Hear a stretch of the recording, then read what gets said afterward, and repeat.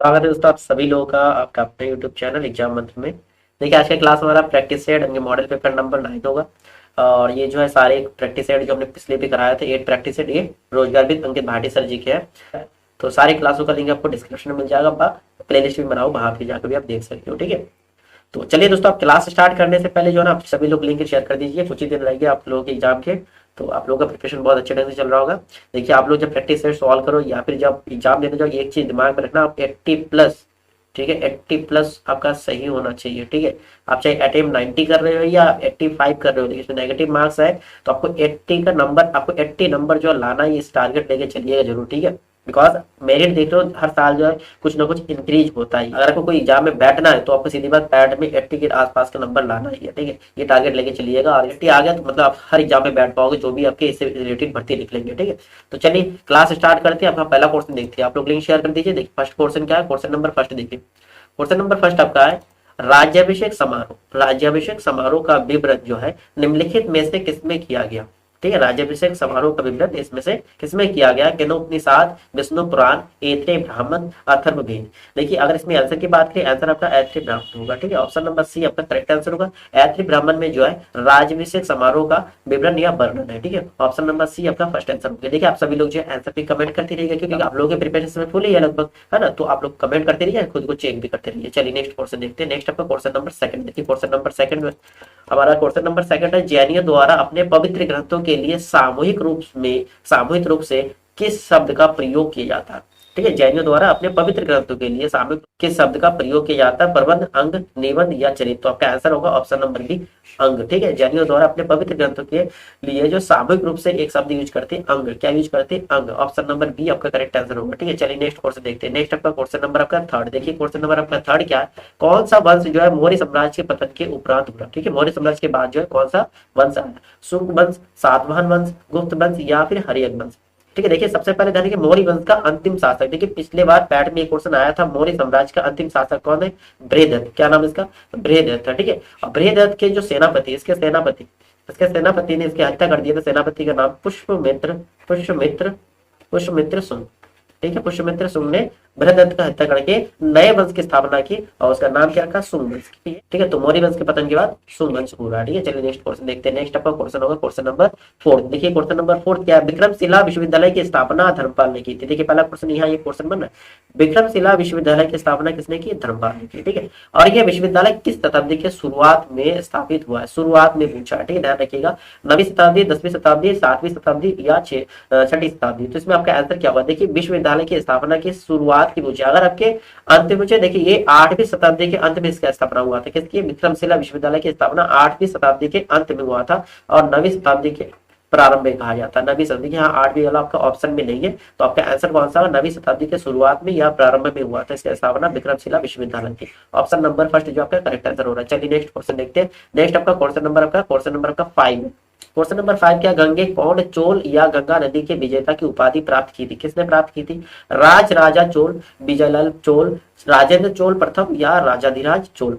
देखिए गंगे कौन चोल या गंगा नदी की उपाधि जो है राजेंद्र चोल प्रथम ने धारण की थी, राजेंद्र चोल प्रथम ने। इन्होंने जो है बिहार व बंगाल के जो सम्राट के महिपाल को हराने के बाद जो ये उपाधि धारण की थी गंगे नदी, और इसी के नाम पे जो है अपना राजधानी का नाम रखा था गंगे कोण चोल। ठीक है, चलिए नेक्स्ट क्वेश्चन देखते हैं। नेक्स्ट आपका क्वेश्चन होगा क्वेश्चन नंबर 7। ठीक है, एक क्वेश्चन यहाँ मिस हो गया, चलिए कोई बात नहीं। नेक्स्ट आपका क्वेश्चन नंबर 7, भारतीय सुधार संघ का निर्माण कब किया गया था, भारतीय सुधार संघ का निर्माण कब किया गया था, 1870 में, 85 में, 65 में या 1860 में। देखिए भारतीय सुधार संघ का निर्माण जो या गठन या स्थापना की बात करते किसने किया था, केशव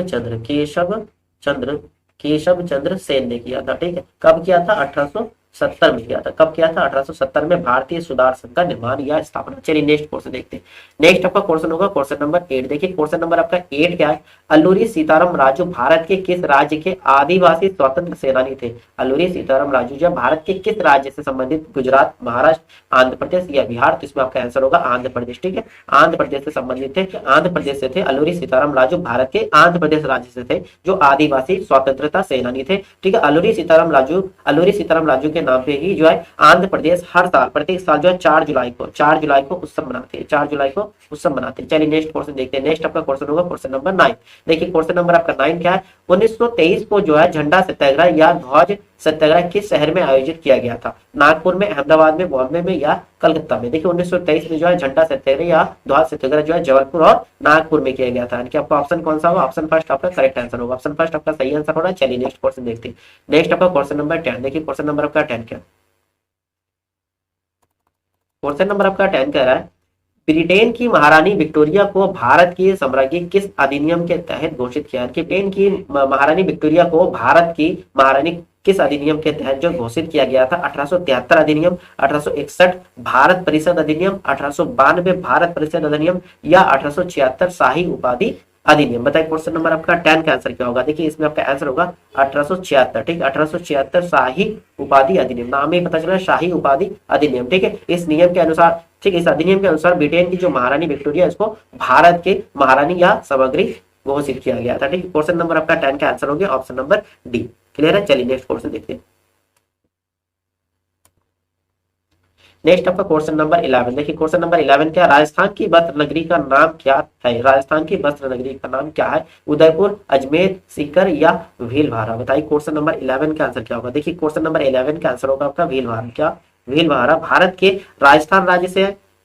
भीलवाड़ा, भीलवाड़ा राजस्थान। देखिए राजस्थान में जो है सबसे ज्यादा कपड़े की कंपनी है। ठीक, कपड़ों की सबसे ज्यादा कंपनी कहाँ पर? राजस्थान में है। और जो है भीलवाड़ा स्थान को राजस्थान की वस्त्र नगरी कहा जाता है। किसको? भीलवाड़ा को जो राजस्थान की वस्त्र नगरी कहा जाता है। मतलब कुछ इंपॉर्टेंट क्वेश्चन बन जाता है, जैसे जयपुर। जयपुर को क्या कहते हैं? जयपुर को जो है पिंक सिटी या गुलाबी, गुलाबी पिंक सिटी या पिंक सिटी या गुलाबी नगर कहा जाता है। उसके बाद आपकी उदयपुर की बात करते हैं। उदयपुर को किस नाम से जानते हैं? उदयपुर को झीलों का शहर क्या कहा जाता है? झीलों का शहर क्या कहा जाता है? झीलों का शहर, झीलों का शहर के नाम से जानते हैं। ठीक है, उसके बाद हम पढ़ते हैं जोधपुर। एक होता है जोधपुर। जोधपुर को किस नाम से जानते हैं? जोधपुर, देखिए जोधपुर को जो है आप, जोधपुर को जो है आपके नीली नगरी के नाम से जानते हैं। किन से नगरी? नीली नगरी के नाम से जानते हैं। ठीक है, नीली नगरी यानी कि आपके ब्लू सिटी के नाम से। उदयपुर को भी देखिए, उदयपुर को ना ये झीलों का शहर, इसको व्हाइट सिटी भी कहा जाता है। क्या कहा जाता है? White city. ठीक है, व्हाइट सिटी भी कहा जाता है।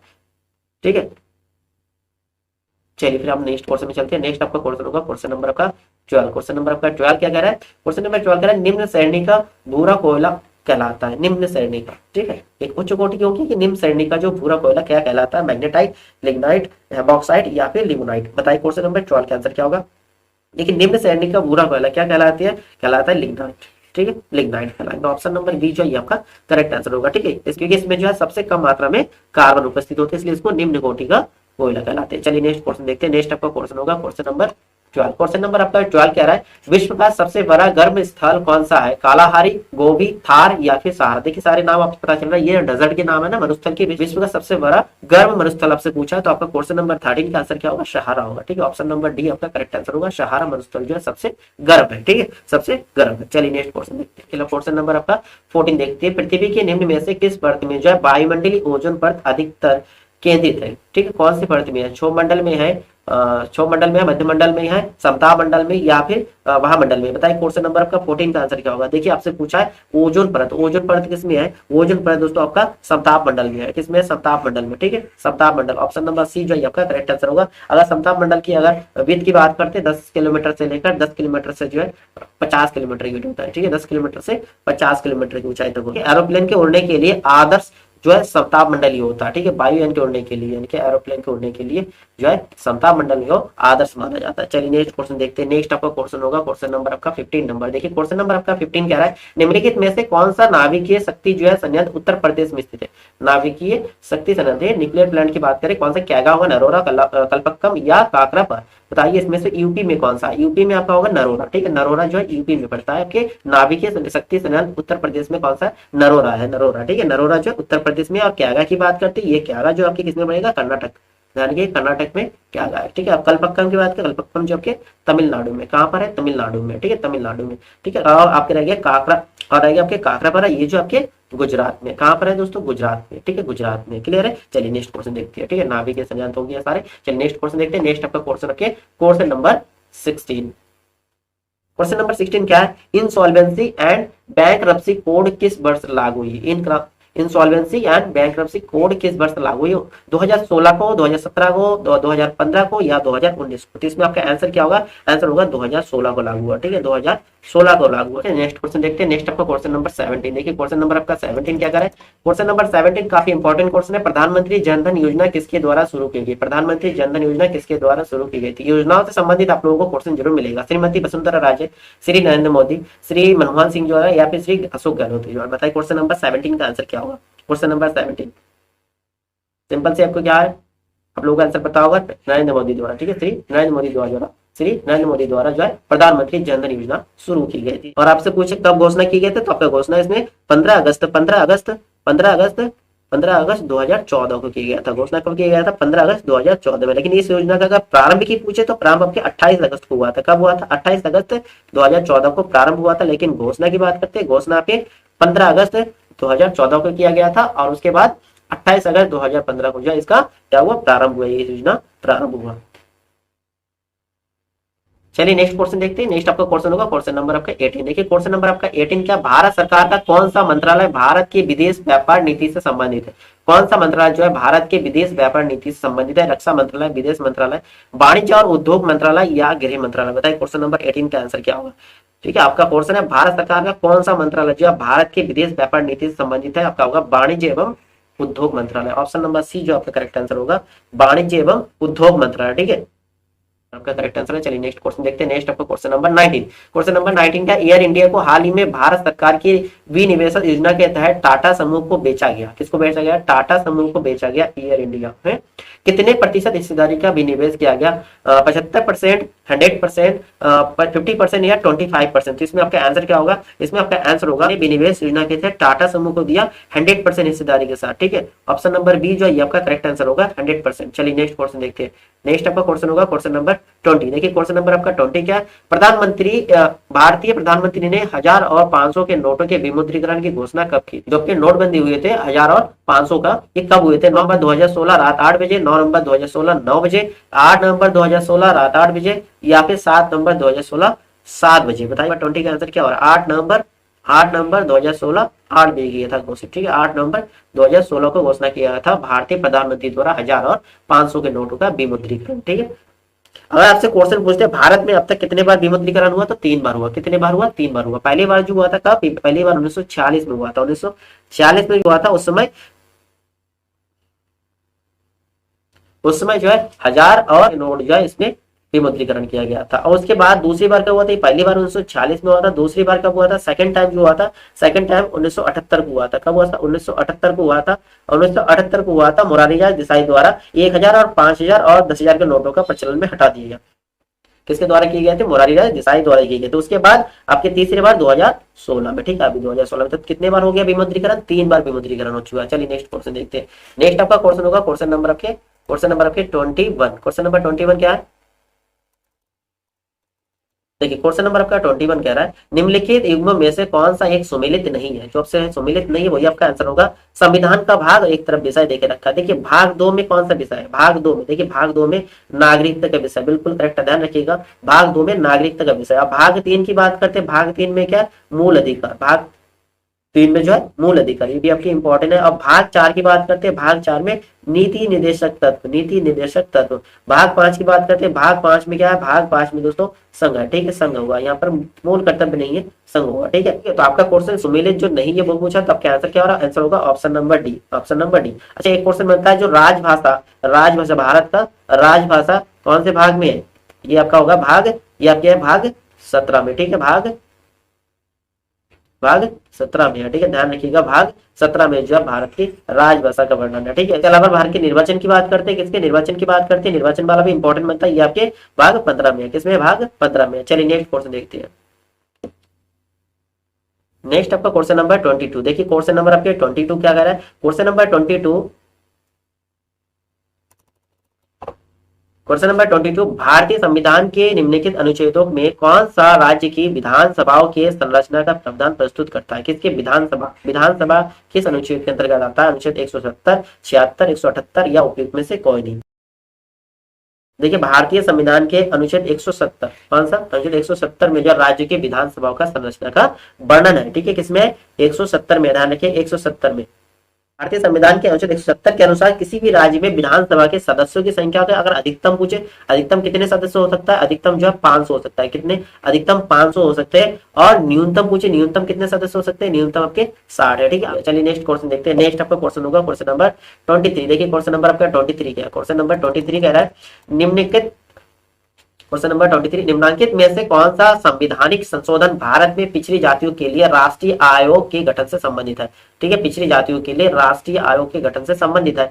100वां संविधान संशोधन, 101वां संविधान संशोधन या 102वां संवैधानिक संशोधन, इनमें से कौन सा है। ठीक है, आपसे पूछा पिछड़ी जातियों के लिए राष्ट्रीय आयोग के गठन का संबंधित है आपके संविधान संशोधन का, तो क्वेश्चन नंबर आपका 23 का आंसर होगा 102वां संवैधानिक संशोधन। ऑप्शन नंबर जो है सी जो है आपका करेक्ट आंसर होगा। ठीक है, चलिए नेक्स्ट क्वेश्चन देखते हैं। नेक्स्ट आपका क्वेश्चन होगा क्वेश्चन नंबर 24।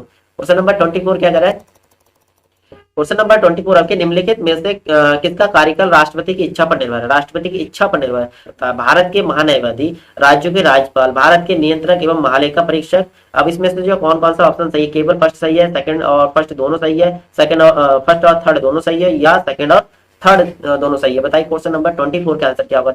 देखिए भारतीय संविधान के अनुच्छेद 76 के अनुसार 76, ठीक है, 76 के अंतर्गत जो महान्यायवादी के पद का प्रावधान है, इसकी नियुक्ति कौन करता है, राष्ट्रपति करता है। कौन करता है, राष्ट्रपति करता है। और ये इसमें राष्ट्रपति की इच्छा पर आधारित है। ठीक है, इच्छा पर निर्भर है महान्यायवादी की कार्यकाल की बात करते हैं। आगे राज्यों की राज्यपाल की बात करते हैं। राज्यों के राज्यपाल संविधान के अनुच्छेद 156, किसके अनुच्छेद 156 के अंतर्गत आता है। 156 के अंतर्गत इसकी नियुक्ति राष्ट्रपति करते हैं और ये भी राष्ट्रपति के इच्छा पर निर्भर है। भारत के नियंत्रक एवं महालेखा की नियुक्ति की बात करें, भारत के नियंत्रक एवं महालेखा परीक्षक की बात करें, ये अनुच्छेद आपके अनुच्छेद 148 के अंतर्गत आता है। किसके अनुच्छेद 148 के अनुसार जब भारत के नियंत्रक महालेखा परीक्षक होगा, भारत के नियंत्रक महालेखा परीक्षक, इसकी नियुक्ति कौन करेंगे, राष्ट्रपति के हस्ताक्षर से होता है। किसके, राष्ट्रपति के हस्ताक्षर से होता है। ये भी राष्ट्रपति के हस्ताक्षर से नियुक्ति होता है। लेकिन इनका अगर पद से हटाने की बात करते हैं, पद से हटाने का रूल वही होता है जो उच्च न्यायालय के न्यायाधीश को हटाने का रूल होता है। ठीक है, तो यानी कि आपका ये राष्ट्रपति की इच्छा पे नहीं होता। तो आपका पहला और दूसरा ये आपका सही हो रहा है। ऑप्शन कौन सा, ऑप्शन आपके बी नंबर सही हो रहा है। ठीक है, आपसे पूछे कौन कौन सा राष्ट्रपति की इच्छा पर निर्भर है, तो आपका फर्स्ट और सेकंड होगा। ठीक है, चलिए नेक्स्ट क्वेश्चन देखते हैं। नेक्स्ट आपका क्वेश्चन नंबर 25। क्वेश्चन नंबर आपका 25 क्या है, लोकसभा में अनुसूचित जनजाति के लिए निम्न में से किस राज्य में सर्वाधिक आरक्षित सीटें हैं।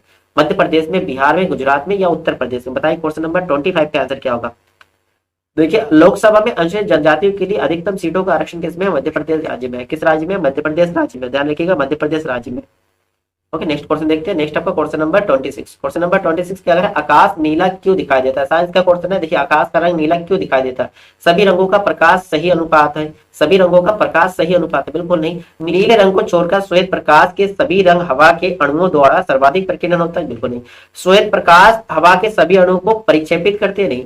श्वेत प्रकाश की नीले रंग की तरंग दैर्ध्य, बिल्कुल तरंग दैर्ध्य जो अपेक्षाकृत निम्न होता है और लाल रंग की तरंग दैर्ध्य सबसे अधिक होता है। ठीक है, और यह वायु के अणुओं द्वारा सर्वाधिक प्रकीर्णन होता है। वायु के अणुओं द्वारा सर्वाधिक क्या होता है, प्रकीर्णन होता है। ठीक है, और तरंग दैर्ध्य किससे अधिक है, तरंग दैर्ध्य आपके, तरंग दैर्ध्य सबसे अधिक किसके है, तरंग दैर्ध्य सबसे अधिक लाल का है, तो इसका प्रकीर्णन क्या होगा, प्रकीर्णन आपके सबसे कम होगा। प्रकीर्णन जो है सबसे कम होगा। ठीक है, और नीले रंग का तरंग दैर्ध्य सबसे कम होता है, इसलिए ये इसका प्रकीर्णन सर्वाधिक होता है। चलिए नेक्स्ट क्वेश्चन देखते हैं। नेक्स्ट आपका question number 27 number. Question number 27 क्या, निम्नलिखित में से क्या पृथ्वी के वातावरण को बनाए रखने सहायता प्रदान करता है। पृथ्वी का अपने अक्ष पर घूमना, सूर्य का गुरुत्वाकर्षण बल, पृथ्वी का गुरुत्वाकर्षण बल या चंद्रमा का गुरुत्वाकर्षण बल। बताइए पृथ्वी के अपने वातावरण को बनाए रखने में सहायता करता है। क्या आपके आंसर क्या होगा क्वेश्चन नंबर 27? अच्छा क्वेश्चन क्या होगा, पृथ्वी का गुरुत्वाकर्षण बल होगा ना। ऑप्शन नंबर सी आपका करेक्ट आंसर होगा, पृथ्वी का गुरुत्वाकर्षण। ठीक है, गुरुत्वाकर्षण क्या होता है, एक प्राकृतिक घटना होता है जिसमें आपके तारे हो गया, ग्रह हो गया, आकाशीय जो भी आपके पिंड होते हैं द्रव्यमान और ऊर्जा एक तरह जुड़ी हुई है। ठीक है, क्वेश्चन नंबर आपका 27 का आंसर हो गया आपके ऑप्शन नंबर सी। चलिए आपके इसमें एक क्वेश्चन होता है जैसे जी का मान कितना होगा, पृथ्वी का गुरुत्वाकर्षण बल है तो जी का मान आप ध्यान रखिए 9.8 मीटर पर सेकंड स्क्वायर। ये ध्यान रखिएगा, जी का मान कई बार पूछते हैं, जी का मान कितना होता है 9.8 मीटर पर सेकंड स्क्वायर होता है जी का मान। चलिए नेक्स्ट क्वेश्चन देखते हैं। नेक्स्ट आपका क्वेश्चन होगा क्वेश्चन नंबर 28। देखिए क्वेश्चन नंबर 28 अच्छा क्वेश्चन है ये भी आपके। अगर है कोबाल्ट थेरेपी कैंसर जैसे स्थितियों इलाज के लिए रेडियो आइसोटोप्स कोबाल्ट 60 से किरणों का चिकित्सा उपयोग, परावैज्ञानिक किरण बीटा गामा अल्फा। बताइए क्वेश्चन नंबर 28 के आंसर को। देखिए कोबाल्ट थेरेपी जो कैंसर रोग के लिए, किसके लिए, कैंसर जैसे बीमारियों के लिए इलाज के लिए प्रयोग किया जाता है। ठीक है, ये जो है क्या होता है रेडियो आइसोटोप्स कोबाल्ट 60, क्या कोबाल्ट 60 होता है, ध्यान रखिएगा कोबाल्ट। इसमें कौन सी किरण होता है, गामा किरण, गामा किरणों का चिकित्सा उपयोग होता है गामा किरणों का। ध्यान रखिएगा ऑप्शन नंबर आपका कौन सा सही होगा, ऑप्शन नंबर सी जो आपका करेक्ट आंसर हुआ। चलिए नेक्स्ट क्वेश्चन देखते हैं। नेक्स्ट आपका क्वेश्चन नंबर 29। क्वेश्चन नंबर 29 कह रहा है हाइड्रोजन के रेडियो सक्रिय समस्थानिक को कहते हैं। हाइड्रोजन के समस्थानिक पूछा आपके रेडियम, प्रोटियम, ट्राइटियम या ड्यूटेरियम। बताइए क्वेश्चन नंबर 29 का आंसर क्या होगा। देखिए हाइड्रोजन के कितने समस्थानिक है, हाइड्रोजन के जो है 3 समस्थानिक है। कितने, 3 समस्थानिक है। पहला आपका कौन सा है, पहला आपके होता है, पहला आपका कौन सा, पहला आपका प्रोटियम, प्रोटियम। दूसरा सेकंड आपसे पूछे तो सेकंड आपके ड्यूटेरियम, कौन सा, ड्यूटेरियम, ठीक है। और थर्ड आपके कौन सा, सब थर्ड आपका ट्राइटिनियम, ठीक है, ट्राइटियम, ठीक है। तो कि ये 3 जो है हाइड्रोजन के क्या है, हाइड्रोजन के रेडियो समस्थानिक है। तो इसमें जो आपसे पूछा हाइड्रोजन के रेडियो सक्रिय समस्थानिक को कहती है, क्या कहती है, ट्राइटियम कहा जाता है। ध्यान रखिएगा ऑप्शन सी आपके करेक्ट आंसर होगा। समस्थानिक पूछते हैं तो 3 समस्थानिक होता है, ठीक है। चलिए नेक्स्ट क्वेश्चन देखते हैं। नेक्स्ट आपका क्वेश्चन नंबर आपका 30। क्वेश्चन नंबर 30 क्या है, रक्त डैश प्रकार के ऊतक का एक उदाहरण है। किस प्रकार का उपकला का, संयोजी का, तंत्रिकीय या फिर मांसपेशी। बताइए क्वेश्चन नंबर 30 का आंसर क्या होगा। देखिए रक्त क्या है, एक कनेक्टिव टिश्यू यानी कि संयोजी ऊतक है। कौन सा ऊतक है, संयोजी ऊतक है ना, जो आपकी पूरी बॉडी को क्या कनेक्ट करके रखता है, कौन, रक्त है ना। तो रक्त जो ये क्या है, एक संयोजी ऊतक यानी कि कनेक्टिव टिश्यू है। क्वेश्चन नंबर 30 का आंसर हो गया आपका ऑप्शन नंबर बी। चलिए नेक्स्ट क्वेश्चन देखते हैं। नेक्स्ट आपका क्वेश्चन आपके मैथ से रिलेटेड है। क्वेश्चन नंबर 31, एक्स संख्याओं का औसत वाई स्क्वायर तथा वाई संख्याओं का औसत एक्स स्क्वायर। तो सभी संख्याओं का औसत याद करना है आपको, ठीक है। देखिए एक्स संख्याओं का औसत, संख्याओं का औसत क्या होता है आपके, औसत बराबर संख्याओं का योग क्या होता है, औसत बराबर के, औसत बराबर के, औसत बराबर संख्याओं का योग होता है ना, संख्याओं का योग, और बटे होता है पदों की संख्या। क्या होता है, पदों की संख्या। तो इसी बेस पे हम सॉल्व कर सकते हैं। पहला आपके एक्स संख्या पूछे, संख्या कितना है, एक्स है, औसत क्या है, वाई स्क्वायर है। पहला वाला देख लीजिए, एक्स संख्याओं का औसत वाई।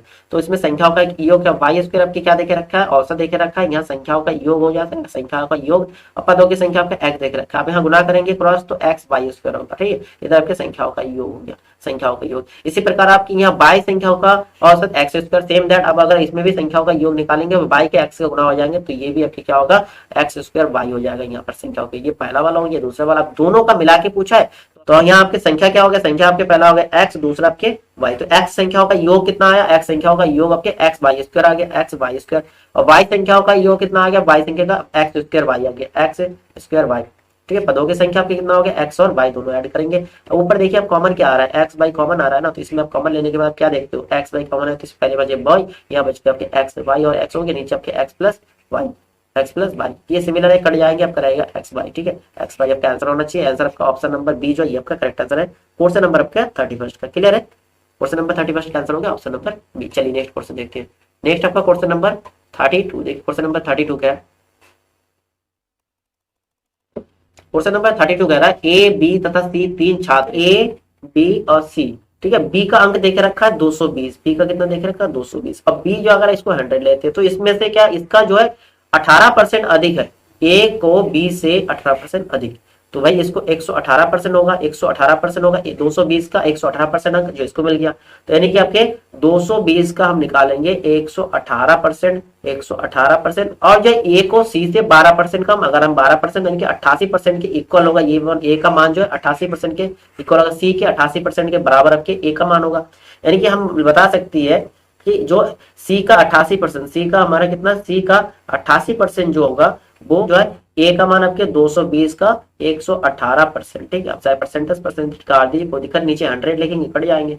तो 220 गुना में 118, नीचे आपके हो जाएंगे 88, 11 से कट रहा है, 11 दूनी 22, 20 हो गया, 11 आपके हो जाएगा 8 से काट दे, 2 से काटेंगे 2 4, 2 यहाँ पर कितना हो जाएगा, 2 5 10, 2 18, 59 हो गया। अब देखिए यहाँ पर फिर से आप, अब यहाँ पर आपके 4 5 20, 5 हो गया, यानी कि आपके 5 गुना 59 होगा। 5 को अगर 59 से गुना करेंगे तो आपके कितना हो रहा है, 5 दिन 45, 5 25, 25 और 4 आपके क्या होगा 29 होगा। 295 होना चाहिए। सी को कितने अंक मिला, सी को जो है 295 अंक। तो ऑप्शन जो है बी नंबर ए आपका करेक्ट आंसर है, ठीक है। ऑप्शन बी जो आपका करेक्ट आंसर होगा। चलिए नेक्स्ट क्वेश्चन देखते हैं।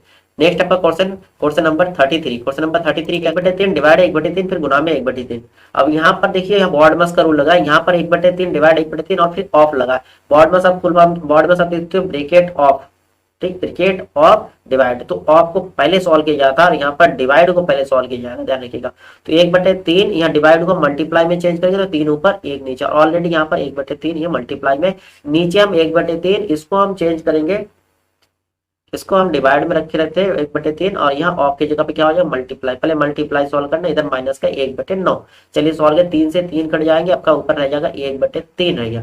नीचे आप देख लीजिए यहाँ पर आपके क्या हो जाएगा 1/3 और यहाँ पर आपके इसको भाई 3 3 9 9, फिर यहाँ डिवाइड को मल्टीप्लाई में चेंज करेंगे 9/1 हो जाएगा, यहाँ पर 1/9, 3 3 9 कट गया, 3 3 9 कट गया, यानी कि हमारा यहाँ पर 1/3 और इसके नीचे फिर 3 हो गया, माइनस का 1/9। तो यहाँ पर कितना हो रहा है 1/9 माइनस का 1/9 हो जाएगा, सिंपल सी, यानी कट जाने की तो क्या आंसर हो रहा है 0, 0 आ रहा है। ऑप्शन नंबर ये करेक्ट आंसर 0 आपके ऑप्शन में भी है, ऑप्शन नंबर फर्स्ट जो है आपका करेक्ट आंसर है क्वेश्चन नंबर 33 का। क्लियर है? चलिए नेक्स्ट क्वेश्चन देखते हैं। फिर नेक्स्ट आपका क्वेश्चन होगा क्वेश्चन नंबर 34। देखिए क्वेश्चन नंबर 34 क्या है, क्वेश्चन नंबर 34 क्या है, यदि रूट में आपके 4 की पावर n है इज इक्वल टू 1024 हो तो n का मान कितना होगा, 5 8 10 12। देखिए रूट में आपके 4 की पावर n है इज इक्वल टू 1024 है, हम यहाँ पर 4 की पावर n इधर से हम रूट हटा देंगे तो इधर आ जाएगा 1024, इसका स्क्वायर हो जाएगा। तो 4 की पावर n हो गया, 1024 को हम 2 बार लिख सकते हैं, 1024 गुना 1024। अब देखिए यहाँ पर 4 इसका बेस है, इसको 4 के बेस में चेंज करते हैं, 4 गुना 4 आपके हो जाएंगे 16, 16 चौक आपके 64, 64 चौक आपके 256, 256 चौक कितना हो जाएगा आपके 1024, ठीक है 1024। तो आपका 1 2 3 4 5, यानी कि 4 की घात n बराबर यहाँ पे 4 की घात 5, ये भी सेम होगा 4 की घात 5, गुणा में घातें जुड़ती है तो 4 की घात n, यानी कि यहाँ पे 4 की घात 5 प्लस 5 हो जाएगा, तो 4 की घात n यहाँ पर 4 की घात 10 हो जाएगा, बस बेस सेम है तो आपके n बराबर कितना आ रहा है 10 आ रहा है, n बराबर 10 आएगा। देखिए ऑप्शन आपके सी जो है ये आपका करेक्ट आंसर है। क्लियर है? चलिए नेक्स्ट क्वेश्चन देखते हैं। नेक्स्ट आपका क्वेश्चन नंबर 35। क्वेश्चन नंबर 35 देखिए रूट में देखे रखा 9.5 0.0085 18.9 0.0017 1.9 और 2.1, इसका वैल्यू सॉल्व करना। देखिए आप पहले डेसिमल हटाइए, देखिए यहाँ पर डेसिमल एक डिजिट में है और एक डिजिट वाला आपको ये भी मिला, एक डिजिट ये है एक डिजिट वाला ये भी हट गया। यहाँ पर 1 2 3 4 1 2 3 4, डेसिमल का मामला तो खत्म। तो आपके यहाँ पर रूट में हो जाएगा या 95, यहाँ आपके 85 और यहाँ आपके 189, ठीक है 189। नीचे आपके 17 गुना 19 और गुना में 21, तो देखिए कट जा रहा है, आराम से कटेगा। देखिए 17 पंजे 85, 5 19 पंजे 95, ठीक है 5 से कट गया। अब यहाँ देखिए 21 नमा 189, अब क्या हो गया रूट में हो गया 5 गुना में 9, ठीक है। 9 को हम कैसे लिख सकते हैं, 9 को हम भाई 3 गुना 3 में लिख सकते हैं, यहाँ पर 3 गुना 3 लिख सकते हैं। तो आपका आंसर कितना, 2 2 का पेयर बन गया, तो 5 गुना 3 यानी कि आपका आंसर होगा 15। क्या आ जाएगा 15, ऑप्शन आपका सी जो है आपका करेक्ट आंसर है 15 आएगा। चलिए फिर नेक्स्ट क्वेश्चन देखते हैं। नेक्स्ट आपका क्वेश्चन नंबर 36, निरुत्तर शब्द का शुद्ध संधि विच्छेद है नी प्लस उत्तर, निह प्लस उत्तर, नीर प्लस उत्तर या फिर निह प्लस उत्तर। बताइए क्वेश्चन नंबर आपका 36 का आंसर क्या होगा। तो इसमें आपके आंसर क्या होगा, देखिए ये आपके रू वाला ये आपके क्या विसर्ग संधि में होगा ना, आधा वाला शब्द देके रखा तो पर निह प्लस क्या हो जाएगा उत्तर, निह प्लस उत्तर आपका आंसर होगा। ऑप्शन आपका डी जो है ये आपका करेक्ट आंसर होगा, ठीक है। यहाँ पर आधा नहीं है, इसमें आधा है, तो ऑप्शन नंबर डी आपका करेक्ट आंसर हो गया क्वेश्चन नंबर 36 का। क्लियर है, ये आपके विसर्ग संधि हो गया। चलिए नेक्स्ट क्वेश्चन देखते हैं। नेक्स्ट आपका क्वेश्चन नंबर 37। देखिए क्वेश्चन नंबर 37 कह रहा है विनीत का विलोम शब्द होगा सीधा, व्याग्र, उग्र या कोई नहीं। विनीत का विलोम शब्द पूछा है, बताइए विनीत का विलोम शब्द क्या होगा। देखिए विनीत का विलोम शब्द क्या होगा भाई, उग्र होगा ना, ऑप्शन नंबर सी आपका करेक्ट आंसर होगा। सीधा का विलोम शब्द उल्टा है ना, और व्याग्र का पूछेंगे तो व्याग्र का आपके शांत हो जाएगा, शांत, ठीक है। चलिए नेक्स्ट क्वेश्चन देखते हैं।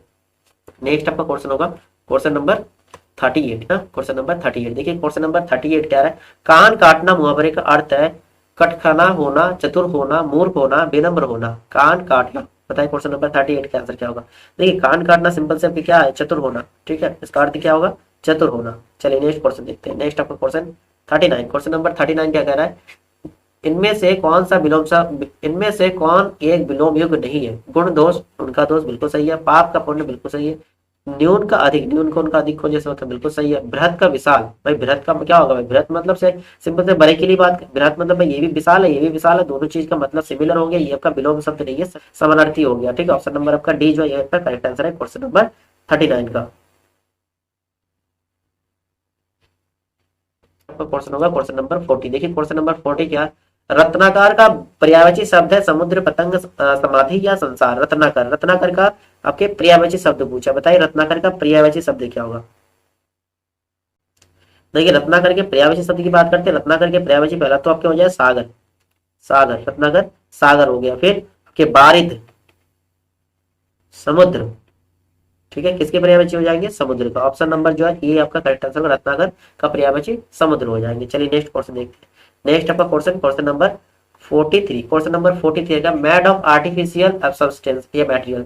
और जो आर्टिफिशियल बनी होती है उसको क्या कहते हैं? वन वर्ड सब्स्टिट्यूशन आपके सिंथेटिक, ऑफेंसिव, एक्सपेंसिव या अथेंटिक। आपके क्या होगा भाई? सिंथेटिक होगा ना, सिंथेटिक सामान होगा। मेड ऑफ आर्टिफिशियल सब्सटेंस या material, made of artificial material, material कौन सा है? सिंथेटिक है ना। चलिए नेक्स्ट क्वेश्चन देखते हैं। Next question number 44, right the synonyms of disease. Disease भाई बीमारी की बात करती है ना, इसका सिनोनिम्स पूछा। फॉल होगा, डैमेज होगा, इलनेस होगा, इंजरी होगा। क्वेश्चन नंबर 44 का आंसर क्या होगा बताइए? क्वेश्चन नंबर 44 का आंसर क्या होगा? इलनेस होगा, बीमारी की बात का सिनोनिम्स पूछा।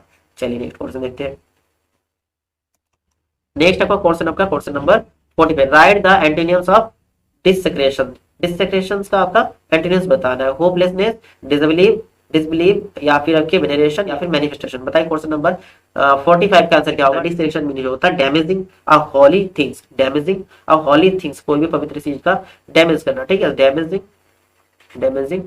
अ हॉली थिंग्स, ठीक है। से पूछा एंटोनिम्स क्या होगा इसके? एंटोनिम्स होगा वेनरेशन, ठीक है। वेनरेशन मतलब होता है लॉट ऑफ रिस्पेक्ट, बहुत ज्यादा रिस्पेक्ट करना। यहाँ पर इसको डैमेज करने के लिए बता रहे हैं, किसके? कोई भी पवित्र चीज को डैमेज करने की बात की। यहाँ वेनरेशन मतलब lot of respect for something, कोई चीज के लिए बहुत ज्यादा रिस्पेक्ट करना। चलिए नेक्स्ट क्वेश्चन देखते हैं। नेक्स्ट नंबर आपका 46 देखिए, यदि एक निश्चित कोड भाषा में साइकोलॉजी को BMKNQDJDFK लिखते हैं, तब ज्योग्राफी को क्या लिखेंगे? नंबर को एक बार ऑब्जर्व कर लीजिए। देखिए यहाँ पर आपके कॉमन लेटर कौन सा? ओ हो गया, ओ हो गया, है ना। अब देखिए ओ के लिए दोनों जगह, यहाँ भी और यहाँ भी सिमिलर रखा। दोनों जगह आपके ओ के लिए हमारा सिमिलर है, क्या है देखे रखा है? डी देखे रखा है। इसका मतलब ये सेम कोड ले रहा है। जी के लिए कौन सा कोड है? पहला, दूसरा, दूसरा है इधर से दूसरा वाला देखेंगे। दूसरा जी के लिए कौन सा कोड है? एफ है। एफ से शुरू होने वाला पहला, एफ से शुरू होने वाला बी हो रहा है और सी हो रहा है और डी हो रहा है। पहला ऑप्शन तो कट गया। उसके बाद अब लास्ट में देखिए वाई। वाई किससे? वाई किसको डिनोट कर रहा है? वाई पहला, दूसरा, तीसरा, पहला, दूसरा, के को डिनोट कर रहा है। के वाला कौन सा भाई?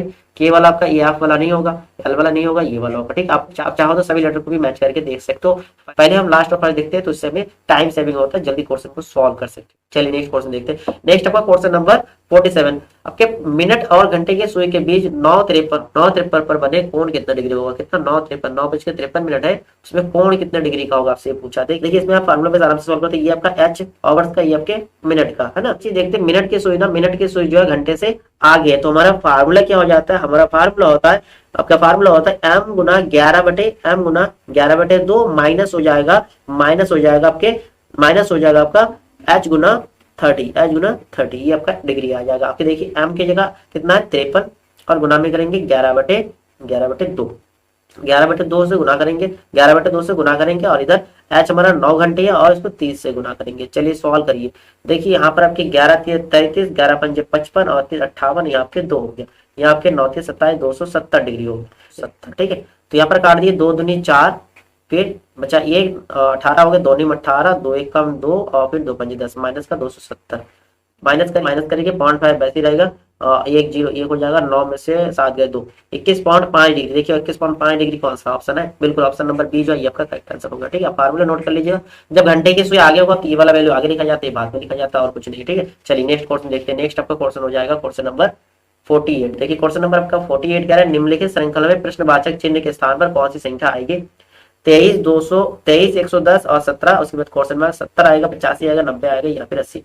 देखिए 23 को लिखा गया 110, 23 को लिखा गया 110, यानी 22 अगर हमने लिखा, 22 को अगर 5 से गुना करते हैं तो आपका बन रहा है 110। तो यहाँ 17 है, 17 में से 1 कम कर देंगे, 16, 16 को अगर 5 से गुना कर देंगे, 16 × 5 = 80। ऑप्शन है बिल्कुल ऑप्शन नंबर बी जो है आपका करेक्ट आंसर हो रहा है क्वेश्चन नंबर 48 का। चलिए फिर नेक्स्ट क्वेश्चन देखते हैं। नेक्स्ट आपका क्वेश्चन 49। देखिए क्वेश्चन नंबर 49 क्या कह रहा है? एफ क्यू के पुत्र का पिता है और एम पी का चाचा है तथा एन क्यू का भाई है। एन से एम का क्या संबंध है? भाई है, नेफ्यू है या फिर कजन है या फिर डाटा हमारे पास अपर्याप्त है। बताइए क्वेश्चन नंबर आपका 49 का आंसर सॉल्व करिए। एफ क्यू के पुत्र का पिता है, क्यू के पुत्र, यहाँ पर क्यू के पुत्र है, इसका पिता कौन है? एफ है। इसके पिता कौन है? एफ, एफ इसका पिता हो गया। तो आपकी एफ क्या हो गया? एफ इसकी माता हो सकती है, इसकी माता हो सकती है। और एम पी का चाचा है, एम पी का चाचा है तथा एन क्यू का भाई है। एन जो है क्यू का भाई है, एन क्यू का भाई है। कौन है? एन है। एन जो है भाई हो गया किसके? क्यू के भाई हो गया। एन क्यू का भाई हो गया, एम पी का चाचा है। अब यहाँ पर हमारे पास पी तो है ही नहीं भाई। एम अगर पी का चाचा है, पी का चाचा है, तो भाई यहाँ पर जो है डाटा जो हमारे पास पी वाला वर्ड तो है ही नहीं ना, एम है, ठीक है। अभी मुझे एन का एम से संबंध, ये डाटा जो है अपर्याप्त है, डाटा आपके पास पर्याप्त नहीं है, ठीक है। डाटा पर्याप्त नहीं है जो देखे रखा है, ये डेटा जो है आपके पर्याप्त नहीं है, क्योंकि यहाँ पर एम पी का चाचा है हमने ले लिया, फिर एम से रिलेटेड कोई स्टेटमेंट नहीं है, ना कि एन आपसे एन और एम का संबंध पूछा तो आप कैसे निकाल लो, यहाँ आप और क्यू यहाँ लिख रखा, ठीक है ना। चलिए नेक्स्ट क्वेश्चन देखते हैं। नेक्स्ट आपका क्वेश्चन 50 नंबर क्वेश्चन, देखिए क्वेश्चन नंबर 50 क्या है। क्वेश्चन नंबर 50 ये भी आपके रीजनिंग से संबंधित है। रीजनिंग से संबंधित आपके भारत सरकार ने अपनी आय बढ़ाने के लिए सोने पर उत्पाद शुल्क में वृद्धि की है। क्या बढ़ाने के लिए भाई, आय बढ़ाने के लिए जो है उत्पाद शुल्क में वृद्धि की है, ठीक है। निष्कर्ष वाले क्वेश्चन है तो इसमें आपका कौन सा निष्कर्ष है सटीक, देखिए स्टेटमेंट के अकॉर्डिंग ही हमें रहना है। भारत सरकार ने अपनी आय बढ़ाने के लिए सोने का उत्पाद शुल्क में वृद्धि की है। भारत सरकार वित्तीय संकट में है, क्या ये सही है? देखिए ये बात नहीं कहा कि भारत सरकार वित्तीय संकट में है या नहीं, ये बताया कि अपनी आय बढ़ाने के लिए उत्पाद शुल्क किया, तो ये तो नहीं हो सकता। हमें स्टेटमेंट के अकॉर्डिंग चलना है, ना कि अपनी तरफ से कुछ नहीं। भाई आय बढ़ाने के लिए उन्हें उत्पाद शुल्क बढ़ाया, ये जरूरी थोड़ा कि वित्तीय संकट में। नेक्स्ट आपके भारत सरकार अपने ऋण का भुगतान करने में असमर्थ है, ये भी ऐसा कुछ स्टेटमेंट में नहीं कहा कि उसको अपना कि भारत सरकार जो अपना ऋण भुगतान करने में असमर्थ है, तो कथन दोनों का दोनों गलत हो रहा है, ठीक है। ना तो निष्कर्ष पहला हो रहा है, ना ही निष्कर्ष दूसरा हो रहा है। ऑप्शन नंबर आपका कौन सा सही होगा? ऑप्शन नंबर डी आपका सही हो रहा है। चलिए नेक्स्ट क्वेश्चन देखते हैं। नेक्स्ट आपका करंट अफेयर्स के क्वेश्चन है, क्वेश्चन नंबर 51। 17 जुलाई 2023 को श्री नितिन गडकरी केंद्रीय सड़क परिवहन एवं राजमार्ग मंत्री ने उत्तर प्रदेश राज्य के किस जनपद में जो है 3300 करोड़ रुपए के अधिक की 2 राष्ट्रीय राजमार्ग परियोजनाओं की प्रारंभ किया? लखनऊ, प्रयागराज, वाराणसी या कानपुर? क्वेश्चन नंबर आपका 51 का आंसर क्या होगा? आंसर होगा आपका option number A, Uttar Pradesh के लखनऊ जनपद में 3300 करोड़ रुपए से अधिक की 2 राष्ट्रीय राजमार्ग परियोजनाओं को प्रारंभ किया नितिन गडकरी साहब ने। चलिए नेक्स्ट क्वेश्चन देखते हैं। नेक्स्ट आपका क्वेश्चन नंबर 52, देखिए क्वेश्चन नंबर आपका 52 क्या है? क्वेश्चन नंबर 52, 30 जून 2023 को बुसान जो दक्षिण कोरिया से संबंधित है में एशियन कबड्डी चैंपियनशिप के फाइनल में भारत ने पवन कुमार सरावत के नेतृत्व में किस टीम को पराजित कर खिताब अपने नाम किया था? चीनी, थाईवे, ईरान, हांगकांग या जापान? बताइए क्वेश्चन नंबर आपका 52 का आंसर क्या होगा? 52 का आंसर होगा ईरान, ठीक है। ईरान को पराजित कर भारत ने ये खिताब जीता था। चलिए नेक्स्ट क्वेश्चन देखते हैं। नेक्स्ट आपका क्वेश्चन नंबर 53, संघाई सहयोग संगठन SCO के 23वें शिखर सम्मेलन की अध्यक्षता 4 जुलाई को भारत ने जो है की है। इस सम्मेलन की थीम क्या थी? बहुत अच्छा क्वेश्चन है, इंपॉर्टेंट है। थीम से रिलेटेड क्वेश्चन आपका आता है। संघाई सहयोग संगठन और एशिया का उत्कर्ष, संघाई सहयोग संगठन और मानवता का कल्याण, सुरक्षित संघाई सहयोग संगठन की ओर, या इनमें से कोई नहीं? बताइए क्वेश्चन नंबर आपका 53 का आंसर क्या होगा? क्वेश्चन नंबर 53 का आंसर बताइए।